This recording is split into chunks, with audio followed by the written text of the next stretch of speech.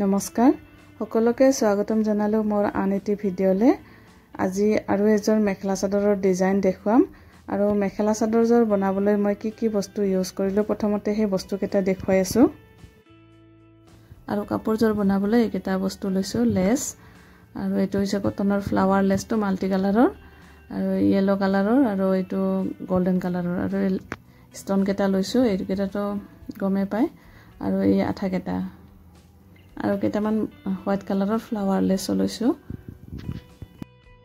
আৰু এতিয়া মই দেখুৱাই আছো ডিজাইনটো মই কেনেকৈ বনাইছিলো প্ৰথমতে এইকেটা মই হালধীয়া কালাৰৰ লেস কেটা মই 6 ইঞ্চ দীঘলকৈ কাটি লৈছো আৰু মাজত এটা বগা হোৱাইট কালাৰৰ মানে ফ্লাৱাৰ কটনৰ ফ্লাৱাৰ লেসটো দি এটা ফুল দি তাৰ পিছত চাৰিওপিনে এনেকৈ মিলাই পিন আপ কৰি লৈছো তাৰ পিছত কিন্তু মই আঠা লগাই দিছো এইকেটাত চাও কেনে দৰে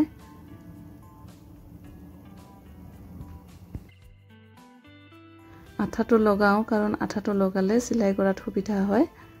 আৰু তেতিয়া সিলাইটো ধুনিয়া হয় এই কাৰণে আঠাটো লগাও অলপমান হলেও লগাই দিও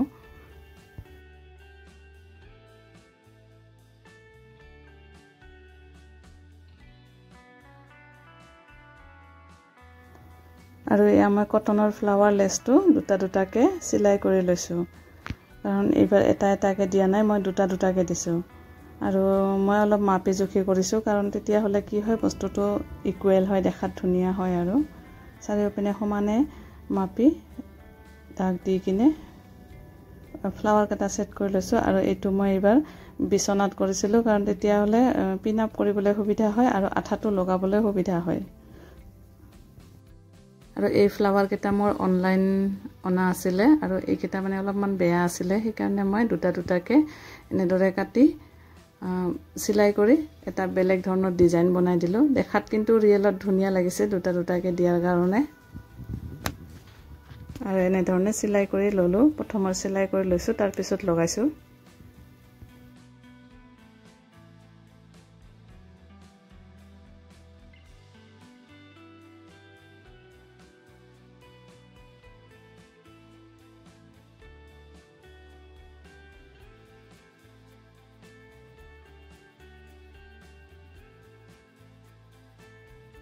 বগা কেটাও সিলাই কৰি লৈছো আৰু মই হালধীয়া কেটা মানো সিলাই কৰি লৈছো কাৰণ ইয়াতে মই কাপোৰটোৰ হালধীয়াও ফ্লাৱাৰো ইউজ কৰিছিলো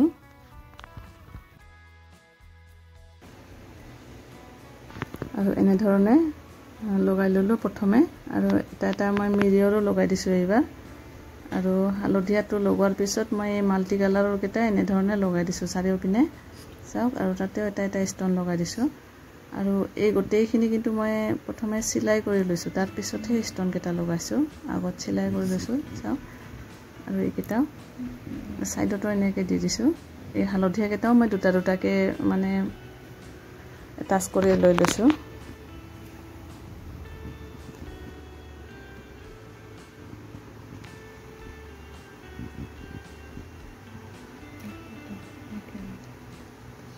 এনে ধৰণে এটা ডাঙৰকে ডিজাইন বনাই লৈছো আৰু এই আসলত মই এবাৰ দহিটো মানে এই ৰেডিমেড দহিয়ে লগাই দিছো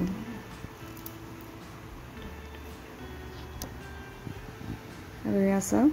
চাদৰখনত মই দুফালে দুটা আসলত দুটা ডাঙৰকে লগাইছো আৰু মেখেলাখনত 4টা লগাইছো আৰু বাদ বাকি কাপোৰজৰ একেবাৰে উকা সিম্পল ইয়াতে মাজতো একো দিয়া নাই গেৰৰ ডিজাইন একো দিয়া নাই আৰু এই ওচৰৰ পৰা চাওক দুটা ফ্লাৱাৰ লগাই যেটো মই ডিজাইন বনাইছিলো চাওক কিমান ধুনিয়া লাগিছে এটা ডাঙৰ ফুলৰ নিচিনা লাগিছে হেতু আৰু এই চাওক কাপোৰজৰ ওচৰৰ পৰা কিমান ধুনিয়া লাগিছে আৰু